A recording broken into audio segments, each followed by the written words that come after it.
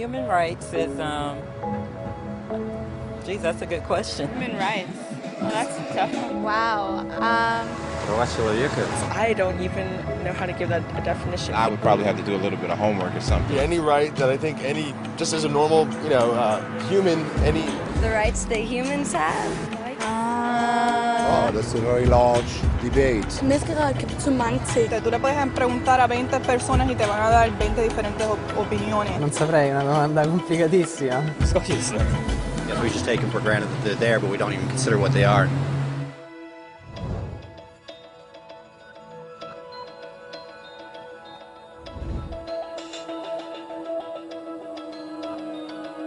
Los derechos humanos son los derechos que tienes simplemente por ser humano.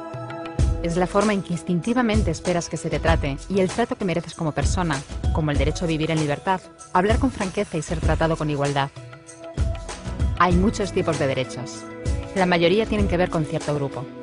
Pero los derechos humanos son los únicos que le corresponden absolutamente a todo el mundo en todas partes. Eso significa niños, gente mayor, pobres, jugadores de básquet, basureros, cantantes de rap, maestros, africanos, indios, albanos, cristianos, musulmanes, cabalistas, ateos, tu madre, tu padre, el vecino y tú. Todos tienen los mismos derechos humanos exactos. En otras palabras, son universales. Pero la cuestión sigue en pie. ¿Qué son? Name the human rights? What the human rights are? The right to live. Equality between all peoples. Right to religion, the right to... Is there supposed to be a list somewhere I should be aware of? De acuerdo con las Naciones Unidas, hay un total de 30 derechos humanos, que generalmente se agrupan y se llaman simplemente derechos humanos. Se enumeran en la Declaración Universal de los Derechos Humanos, que es el documento sobre el tema más aceptado en el mundo. Pero llevó mucho tiempo para que llegaran. Al principio no había derechos humanos. Si estabas con la gente adecuada, estabas a salvo. Si no, no lo estabas. Pero entonces Ciro el Grande decidió cambiar todo eso.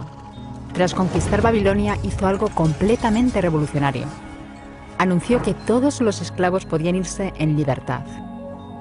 También dijo que la gente era libre de elegir su religión, sin importar de qué grupo fueran parte. Documentaron sus palabras en una tablilla de arcilla, conocida como el cilindro de Ciro, y así sin más nacieron los derechos humanos. La idea se extendió rápidamente, hasta Grecia, la India y al final hasta Roma. Se dieron cuenta de que la gente seguía de forma natural ciertas leyes, incluso aunque no se les dijera que las siguieran.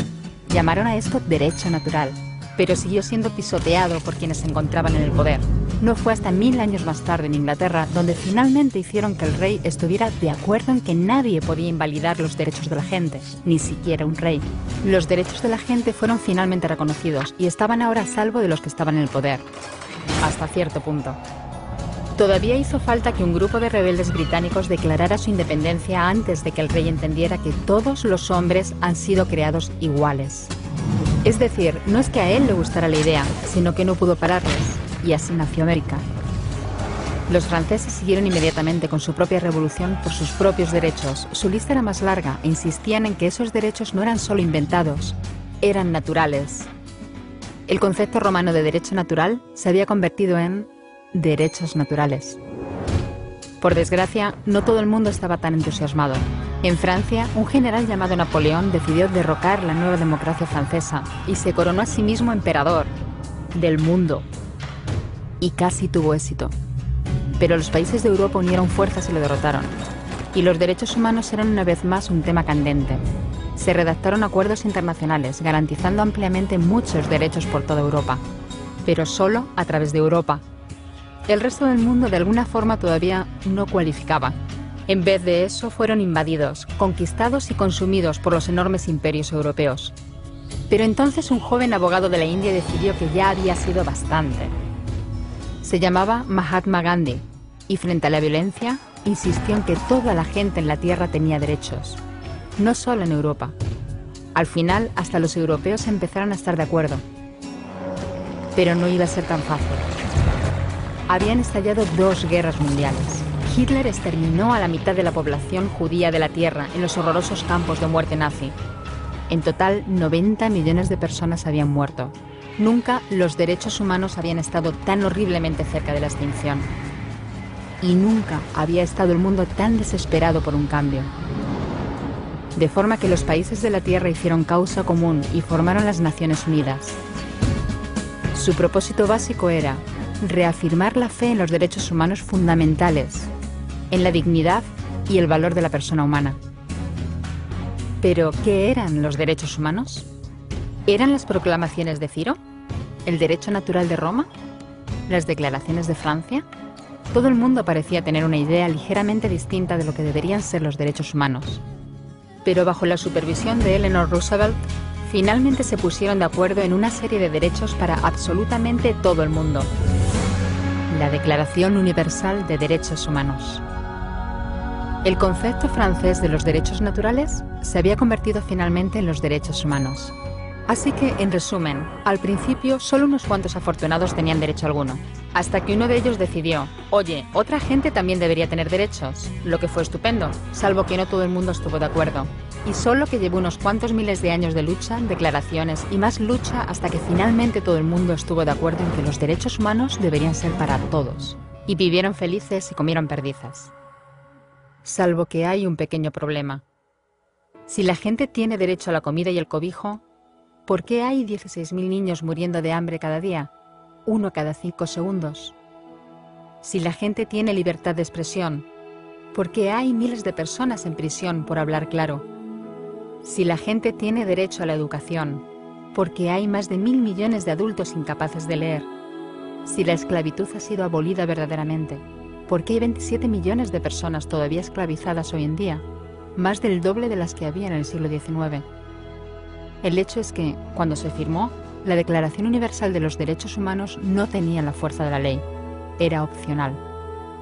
Y a pesar de muchos más documentos, convenciones, tratados y leyes, todavía es poco más que palabras en una página. Así que la cuestión es, ¿quién hará que esas palabras sean una realidad?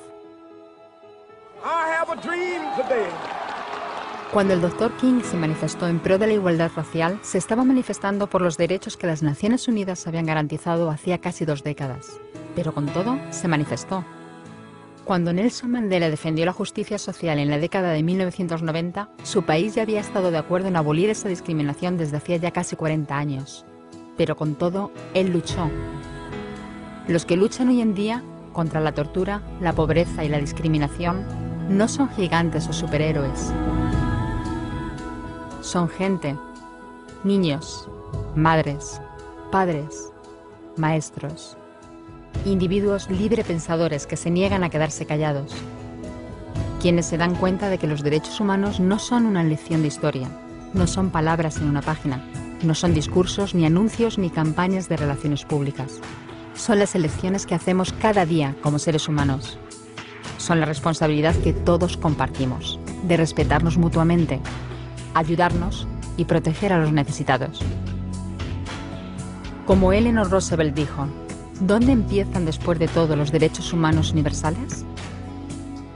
En pequeños lugares cerca de casa, tan cerca y tan pequeños que no pueden verse en los mapas del mundo. Aún así, son el mundo de la persona individual, el barrio donde vive, la escuela o la universidad a la que asiste, la fábrica, la granja o la oficina donde trabaja. Esos son los lugares donde cada hombre, mujer y niño buscan justicia igualitaria, igualdad de oportunidades, dignidad igualitaria sin discriminación. A menos que esos derechos tengan un significado ahí, tienen muy poco significado en cualquier otra parte.